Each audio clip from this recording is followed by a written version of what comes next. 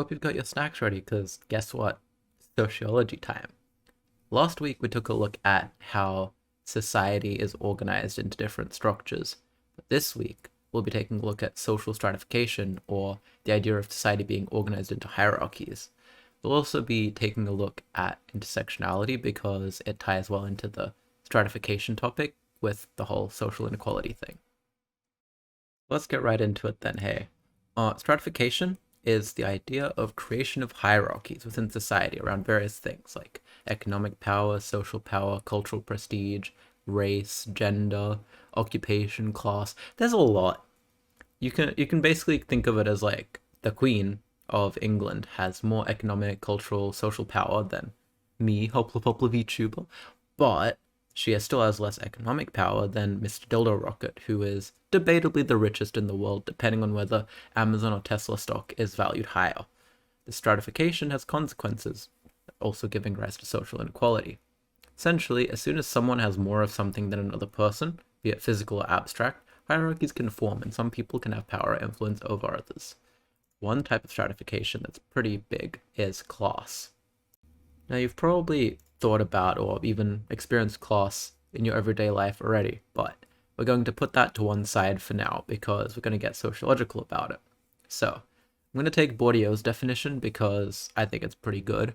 But yeah, it's the idea of class as a social division based around differences in three types of capital: economic, self-explanatory; cultural, which is an ability to identify and use culture in your everyday life; and social, which is just your social connections. The way to get this capital is via a thing called habitus, which is basically a set of socially learned skills and performances even that help you gain capital. Together, these can stratify society into a class-based hierarchy, with the ruling class on top with ample capital of all kinds, and classes beneath them with varying amount of capital down to the poorest, often worker class.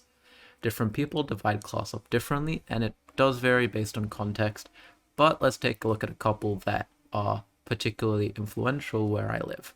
First is obviously Papa Marx, since, we're all quite familiar with his very simplistic category. The vanilla Marxist theory version is just the worker proletariat and the propertied bourgeoisie. If you fancy buying the Leninist expansion, you add on the petit bourgeoisie, which are basically a hybrid class of workers that also own their business. And if you like the Maoist expansion pack, you can add on farms as well.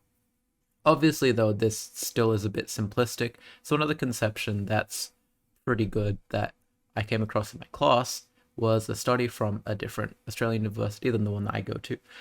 And it basically found that there are 5 recognizable classes in Australian society, ranging from an established working class with low amounts of economic capital, all the way up to an established affluent class with a lot of capital. Overall, class is just this stratification based around capital that a person possesses. However, it doesn't stand alone, and it intersects with other forms of stratification. So yeah, intersects with other things, intersectionality even. As a theory though, intersectionality can be quite helpful for understanding how different forms of stratification work together to create social inequality.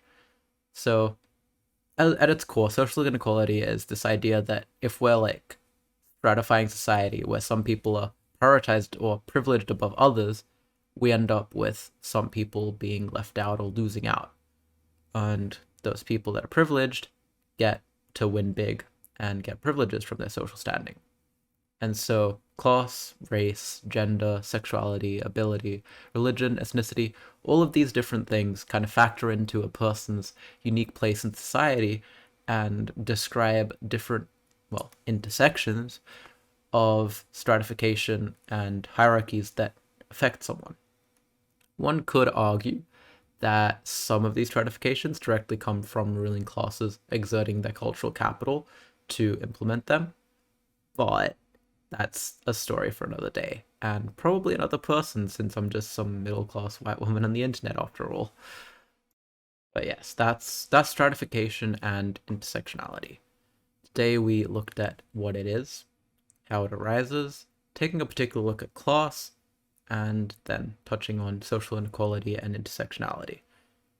Pretty straightforward topic. I don't think there's anything I've really left out. And yeah, Next week, though, we'll be looking at social change, which is a very fun topic. And I totally don't have a very, specific view on what type of social change is good or anything. Wink, wink. But to find out what my perspective on that is, you'll have to click the link up there. Well, assuming that you're not watching this early and it's next week. But if not, that'll just be the playlist like usual. And hope to see you again next week. Bye bye.